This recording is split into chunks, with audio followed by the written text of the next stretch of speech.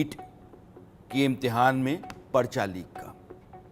और हम शुरू से यानी कि 5 तारीख से, 5 जून से, जिस दिन यह नतीजा आया, 4 जून को आया था, 5 जून से लेकर के आज तक वो कैंपेन चलाए जा रहे हैं उन सबूतों के साथ, जो सबूत चीख चीख कर कहते हैं कि पर्चा लीक हुआ, बड़े पैमाने पर लीक हुआ है, धांधली बड़ी है और जो काबिल बच्चे थे उनकी हकमारी हुई है। नीट पेपर लीक मामले पर सुप्रीम कोर्ट में आज 2 घंटे 20 मिनट तक सुनवाई चली। अदालत ने एनटीए, नेशनल टेस्टिंग एजेंसी, जो इम्तिहान लेने की संस्था है, उसको गड़बड़ी से फायदा उठाने वाले कैंडिडेट्स की जानकारी देने और सीबीआई को जांच का अब तक का अपडेट देने को कहा।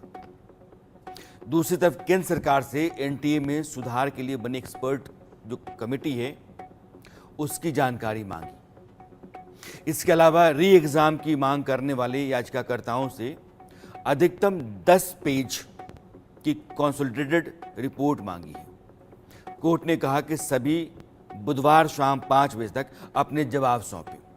मामले की अगली सुनवाई 11 जुलाई को होने जा रही है। फिजिक्स वाला के फाउंडर और नीट पेपर लीक मामले में एक याचिकाकर्ता हैं अलख पांडे, और उन्होंने सुप्रीम कोर्ट की सुनवाई के बाद क्या कहा, पहले आप ये सुन लीजिए। की बातें सुनी, डिटेल में मुद्दा सुना, एनटीए से बहुत सारे क्वेश्चंस किए, एक एक क्वेश्चन करके जानना चाह रहे थे वो डिटेल में क्या हुआ है।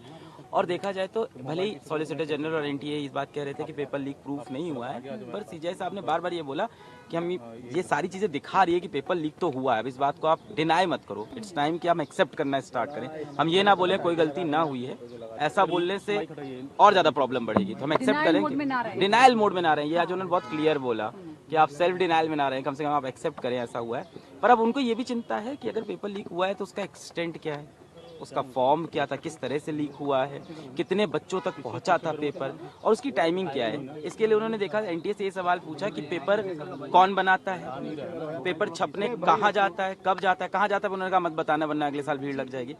कब जाता है, वहाँ से वापस क्या दिल्ली आता है, फिर वहां से वो कैसे स्टेट ट्रैवल करता है, कैसे बैंक में जाता है, कैसे सेंटर, यानी चेन ऑफ कस्टडी जो है पूरे पेपर की वो जानना चाहते हैं, ताकि उससे वो डिटरमाइन कर सके कि क्या वहां पे कहीं ब्रीच हुआ है, क्या कोई सिस्टमैटिक फेलियर है, जिसकी बातें काफी देर आज कोर्ट में हुई कि सिस्टमैटिक फेलियर है इस पूरे प्रोसेस के अंदर। तो इसके बारे में सीजीआई साहब जानना चाहते हैं कि कोई सिस्टमैटिक फेलियर हुआ है इसके अंदर। एक और बड़ा अच्छा क्वेश्चन उन्होंने पूछा जो आउट ऑफ द बॉक्स हो गया हम सब के लिए, इवन एनटीए के लिए भी और पिटिशनर्स के लिए भी, कि ये बताइए बाहर कहाँ कहाँ एग्जाम होते हैं इंडिया के बाहर, और वहाँ पेपर क्या डिजिटली जाता है या वहाँ हार्ड कॉपीज जाती है। और डिजिटली जाता है तो हम ऐसा कर सकते हैं कि भारत में टेक्नोलॉजी बहुत स्ट्रांग है हमारी, हम साइबर सिक्योरिटी लगा के पता करें कि कहीं ऐसा तो नहीं कहीं डिजिटल फॉर्मेट से पेपर लीक हुआ हो। बड़ी संख्या में नीट के इम्तिहान देने जो बच्चे हैं वे और उनके गार्जियन, माँ बाप, सुप्रीम कोर्ट की सुनवाई पर नजर बनाए हुए थे। जाहिर है कि उनको भी सुनना चाहिए। मैम उम्मीद ये है, अब तक जितनी बार भी हियरिंग्स हुई है नीट पेपर लीक को लेकर, अगर पेपर लीक हुआ है, प्रूफ हुआ है, तो वो एग्जाम दोबारा कराया गया है। इस बार भी हमारी उम्मीद यही है कि क्योंकि इतनी गिरफ्तारियां हो चुकी है, यानी कि पेपर लीक हुआ है, ये तो कंफर्म है, इसे कोई डिनाई नहीं कर सकता, तो यानी कि पेपर कैंसिल करके दोबारा रीनीट कराना ही होगा। और जो स्टूडेंट्स ऐसे हैं जो नो रीनीट चाह रहे हैं, उसमें से काफ़ी स्टूडेंट्स ऐसे हैं जो पेपर लीक और करप्शन से आए हुए हैं। वो बच्चे हमारे ग्रुप्स में आकर काफ़ी बच्चों को गालियाँ भी दे रहे हैं। उन्हें पर्सनल रिप्लाई करने पर वो डर जाते हैं कि पर्सनली ये हमें पहचान लेंगे। हाँ, पहले तो कहने से पहले तो मैं मतलब काफ़ी शॉक्ड में हूँ इस चीज़ को लेकर के कि क्या ये देश खाली पैसे वालों और पावर वालों के लिए ही खड़ा होता है। पुणे में एक्सीडेंट हो जाता है, संडे के दिन हियरिंग हो जाती है। आतंकवादी की फांसी रोकने के लिए सुप्रीम कोर्ट रात को लग जाती है, यहाँ हम 2 महीने से लाइन में खड़े हैं, 24 लाख बच्चों के भविष्य पे फांसी लग रही है, कोई सुनने वाला नहीं है। आज 2 महीने बाद जाकर के डेट आ रही है और जिसमें अभी भी कोई ऐसी अभी तक कोई भी मतलब कि सरकार की ओर से कोई वो नहीं मिला है, छूट मिली है कि हमको कुछ ऐसा लग जाए कि हमको कुछ न्याय मिल जाएगा। हम तो यही चाहते हैं कि जो फैसला है वो इसी चीज़ के फेवर में आए कि रीनेट दोबारा से हो, या फिर कोई भी ऐसा विकल्प लिया जाए जिससे जो भी बच्चे डिजर्विंग कैंडिडेट्स हैं वो सिलेक्ट हो पाए, उन्हें कॉलेज मिल पाए। इसकी आज 38 पिटिशंस फाइल की गई है रीनीट के लिए, और ये हम इसलिए उम्मीद लगाए बैठे हैं क्योंकि पेपर लीक पहले भी हुए हैं, 2015 में भी हुआ है, 2003 में भी हुआ है, और जब भी ये सुप्रीम कोर्ट के नोटिस में लाया गया है तब हमेशा सुप्रीम कोर्ट ने री एग्जामिनेशन हमेशा उसको सपोर्ट किया है, हमेशा उसके लिए जजमेंट दिया है। जो वो बच्चे हैं जो सुप्रीम कोर्ट अपनी अर्जी लेकर के पहुंचे हुए हैं, इनके पास मार्क्स है और इतने हैं कि हर दफ़ा जितने नंबर पर सरकारी मेडिकल कॉलेज मिल जाता था, इनको भी मिल जाना चाहिए था। 635, 640, 645, 650, 55, 720 में 650, 55 लाने वाले बच्चों को अच्छे सरकारी मेडिकल कॉलेज मिला करते थे और इस बार 650, 60 के लिए कोई पूछने वाला नहीं, क्योंकि आपने कट ऑफ बहुत ऊपर कर लिया है। धांधली है। हमने कई दफ़ा कहा है कि एक दो मामले नहीं हैं। 720 से लेकर के 620 मार्क्स के बीच में 11,333 बच्चे पिछले साल थे। इस बार 58,000 है। तमाशा है। टॉप पर 67 हैं। इसलिए इस धांधली को छोटे स्तर पर या छोटे पैमाने पर नहीं देखा जाना चाहिए। सुप्रीम कोर्ट ने माना कि पेपर लीक हुआ है। सुनवाई के दौरान चीफ जस्टिस डीवाई चंद्रचूड़ ने कहा कि यह साफ है कि पेपर लीक हुआ है। सवाल यह है कि इसका दायरा कितना बड़ा है। यह समझना जरूरी है कि पेपर लीक कितना व्यापक है। सिर्फ 2 लोगों की गड़बड़ी की वजह से पूरा एग्जाम कैंसिल नहीं किया जा सकता। हम भी कहते हैं कि मत कीजिए अगर 2 लोगों की गड़बड़ी हो तो, लेकिन गड़बड़ी बहुत बड़े पैमाने पर है। उसका नतीजा ये असामान्य स्थितियां हैं जो पिछले कई सालों में कभी नहीं हुई हैं, तो फिर ये पर्चा दोबारा होना चाहिए।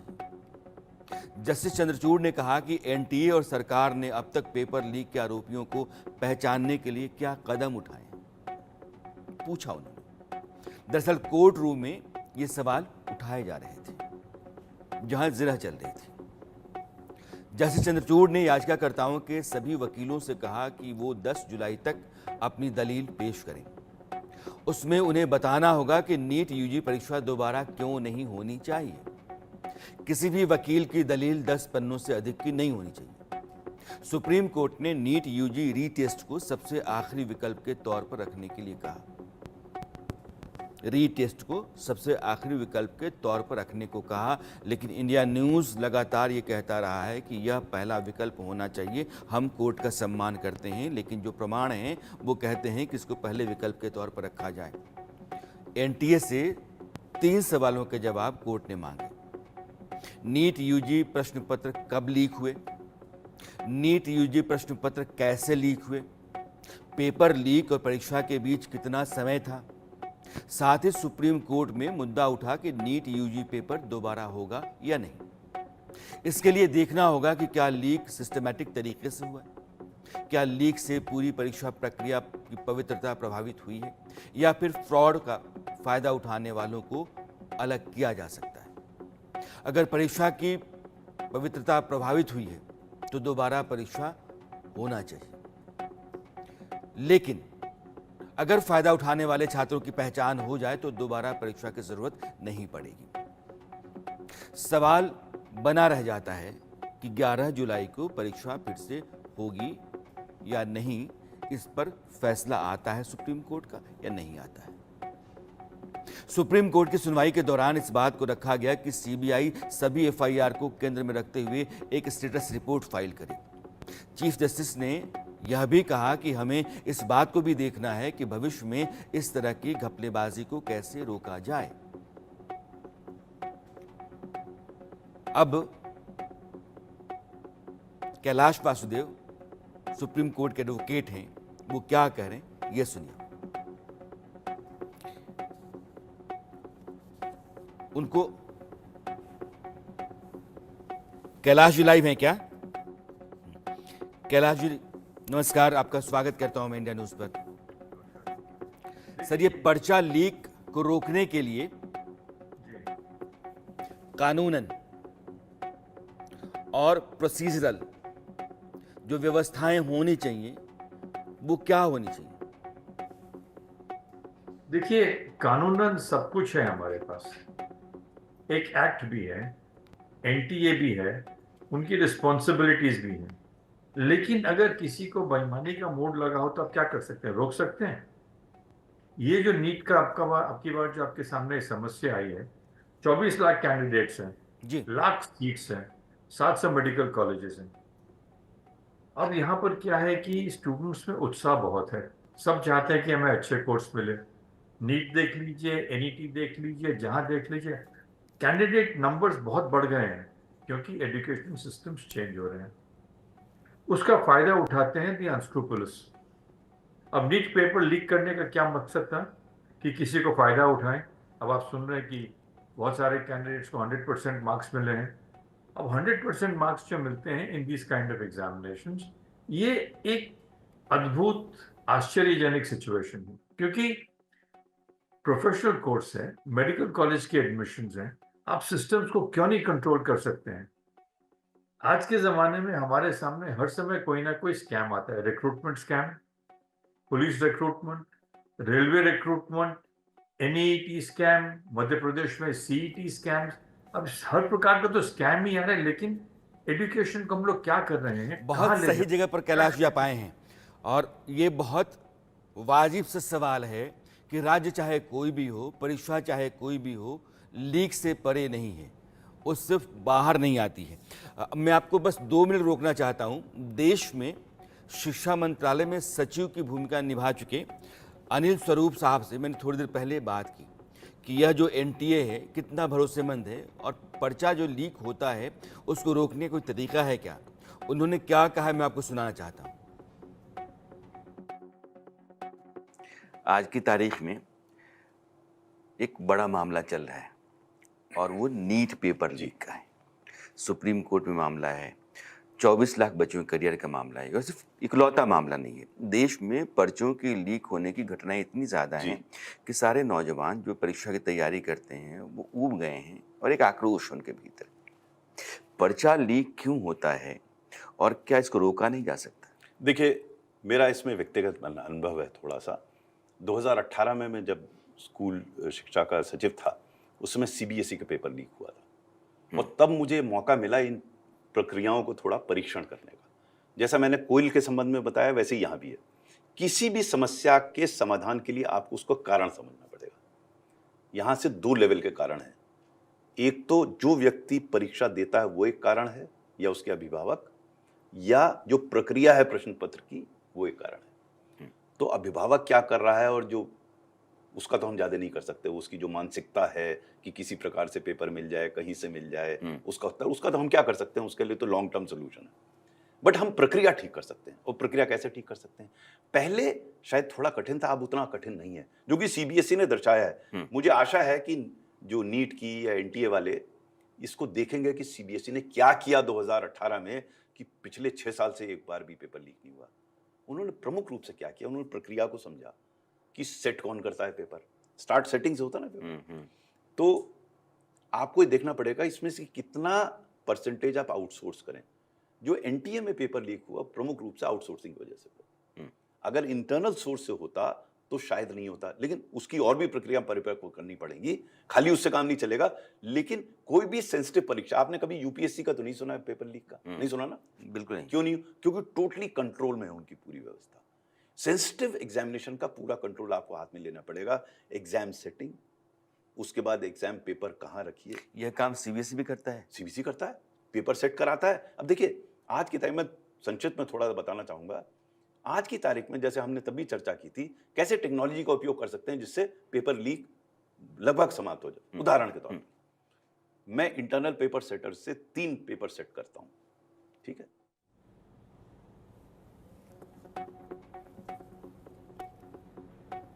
कैलाश जी, अनिल जी कहना यह है कि जब भी आप पर्चा आउटसोर्स करोगे, छपवाओगे बाहर, उसको भिजवाओगे, आप ट्रांसपोर्टेशन से लेकर के, छपवाने से लेकर के और बाकी जिम्मेदारियां जो हैं, बाकी काम है, सब आउटसोर्स जब आपने कर दिया है तो पर्चा लीक होगा ही। एनसीईआरटी का पर्चा लीक क्यों नहीं होता है, यूपीएससी का पर्चा लीक क्यों नहीं होता है? क्योंकि उन्होंने अपना कंट्रोल रखा है। सर देखिए, आपको एक इंटरेस्टिंग चीज बताऊं। अभी कुछ सालों से सरकार ने सब कुछ आउटसोर्स करना शुरू कर दिया है। जो लोअर स्टाफ है वो भी कॉन्ट्रैक्ट पे आ रहे हैं। अगर आप पुलिस स्टेशन देखेंगे, वहां भी सिक्योरिटी जो है, एडिशनल सिक्योरिटी, वो भी कॉन्ट्रैक्ट पे है। जो आपके एग्जामिनेशन सिस्टम्स हैं वो भी आप आउटसोर्स कर रहे हैं। अब जहां आउटसोर्सिंग आता है वो कॉन्ट्रैक्चुअल मामले आते हैं। कॉन्ट्रैक्चुअल मामले यानी जो कॉन्ट्रैक्टर होता है उसको इनकम बढ़ानी पड़ती है, उसको सिक्योरिटी वगैरह से कंसर्न नहीं है। उसको कॉन्ट्रैक्ट को ऑनर करने का मतलब होता है कि मेरे पास साहब, आपने मुझे 10 लाख रुपए का कॉन्ट्रैक्ट दिया, 10 लाख के अंतर्गत मेरे को काम करना है, 11 लाख रुपए हो गए, मैं आर्बिट्रेशन क्लेम करूंगा। सैंक्टिटी नहीं है। और मेरे को यह समझ में नहीं आता है कि इन चीजों को सरकार को आउटसोर्स करने की क्या जरूरत है। क्या हमारे पास क्या मैन पावर नहीं है सरकार में? क्या हमारे पास डिपार्टमेंट्स नहीं है जो सब संभाल सकते हैं? अभी साहब बता रहे थे 2018 में सॉरी जो लीक हुआ था उसको संभाला तो गया ना, आउटसोर्सिंग बंद कर दी। अब इतने इंपॉर्टेंट एग्जामिनेशंस अगर आप आउटसोर्स करेंगे, बहुत एक वाजिब सी बात आपने कही है सर।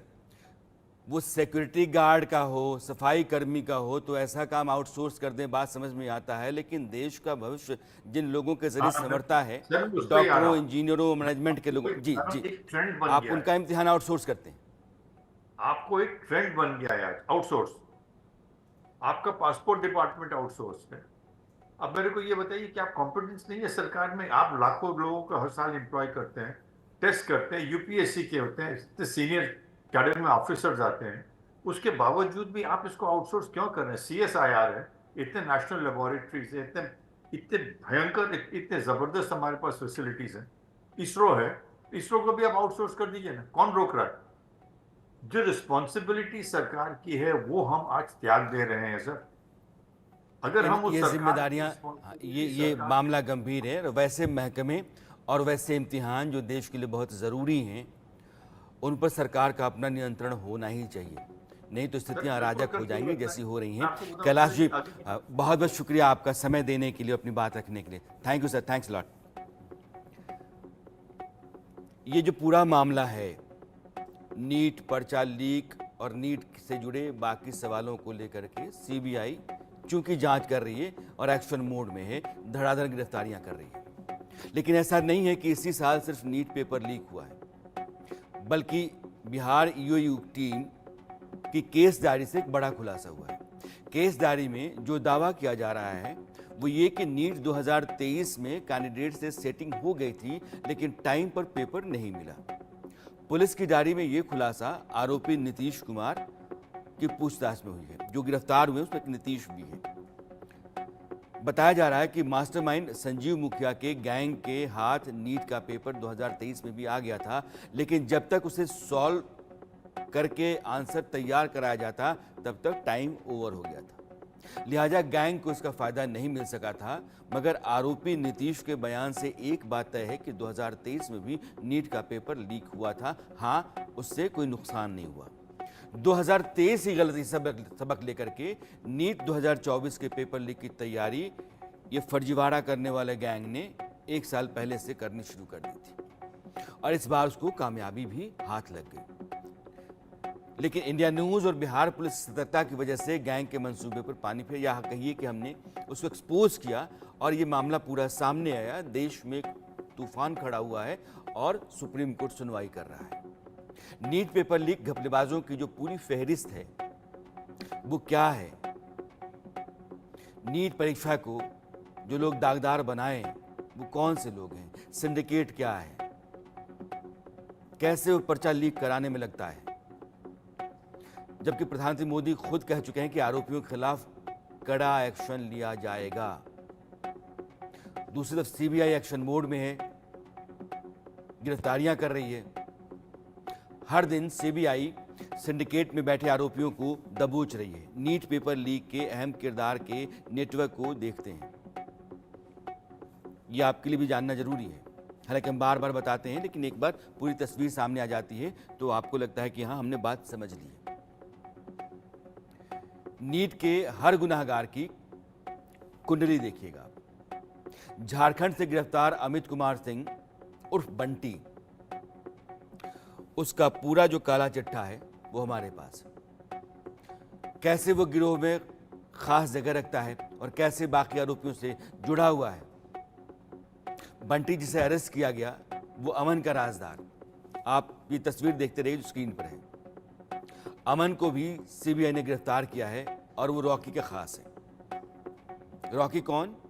फरार है अभी, लेकिन संजीव मुखिया का वो रिश्तेदार है। संजीव मुखिया ही नीट लीक का सबसे बड़ा किंगपिन है, जिसकी तलाश आज भी पुलिस कर रही है। और मैंने कहा कि पेपर लीक करने वाला गैंग 2023 से सबक लेकर के 2024 में पेपर लीक कर गया, लेकिन एनटीए जिसको अपने साल दर साल सिस्टम को फुल प्रूफ करना चाहिए था, वो नहीं कर पाया।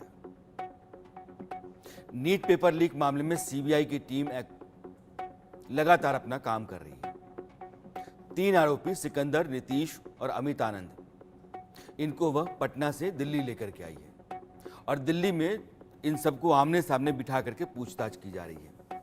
फिर नीट पेपर लीक के सिंडिकेट का पर्दाफाश हो सकता है, क्योंकि यही मुख्य लोग हैं। इनको पता है कि कहां से उन्होंने पर्चा निकाला, कहां से सॉल्वर को बुलाया, कितने लड़कों को कनेक्ट किया, किन किन लोगों से पैसा लिया। ये पूरा जो सिस्टम है, इसकी जानकारी इन तीनों को है। इसलिए इस जांच में बहुत सारे खुलासे आने वाले दिनों में होने वाले हैं और सुप्रीम कोर्ट में सुनवाई है। इंडिया न्यूज़ की नज़र है और तमाम सबूत जो हम आपके सामने रखते चले जा रहे हैं, वो इसलिए कि सुप्रीम कोर्ट में जब सुनवाई हो रही हो तो आपको भी अपनी राय के साथ उस फैसले को देखना है जो फैसला सुप्रीम कोर्ट से आता है कि यह सब कुछ है और वहाँ से क्या आता है। और मुझे उम्मीद है कि सुप्रीम कोर्ट जो सबूत हैं उसके आधार पर एक सही निर्णय लेगा। अरसत में आज इतना ही। मेरी आपकी मुलाकात कल फिर होती है, तब तक ले दीजिए विदा। नमस्कार।